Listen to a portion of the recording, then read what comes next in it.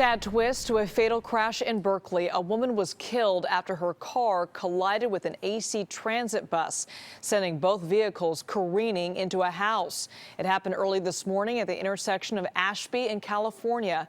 One of the first people to arrive on scene was the victim's father. KPIX 5 reporter Susie Steimle spoke with him. Susie?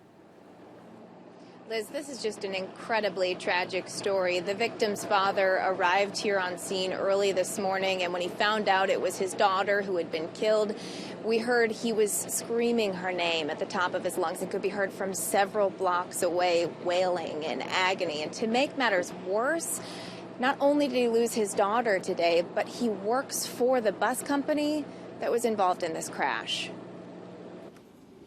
Calvin Zachary says he was listening to the morning news when his ears perked up. I just had a real gut feeling, from the description of the vehicle, especially the color. Around 6:40 this morning, a red Honda collided with an AC transit bus at the intersection of California and Ashby Avenue. That's less than a mile from Kelvin's home. His 27-year-old daughter, Kelly, drives that same car and had just left home for work. When Kelvin arrived at the scene, a cruel reality set in. And this is the saddest day of my life. Nobody should bury their children.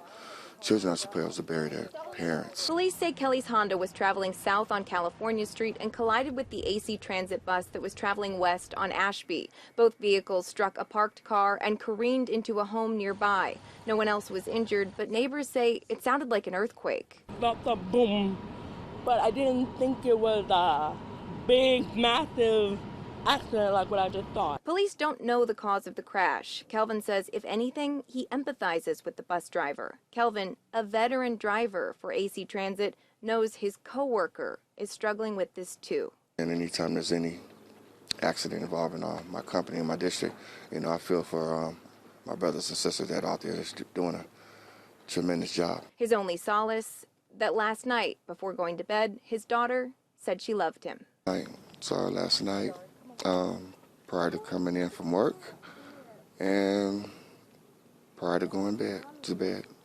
So I was able to say goodbye to her.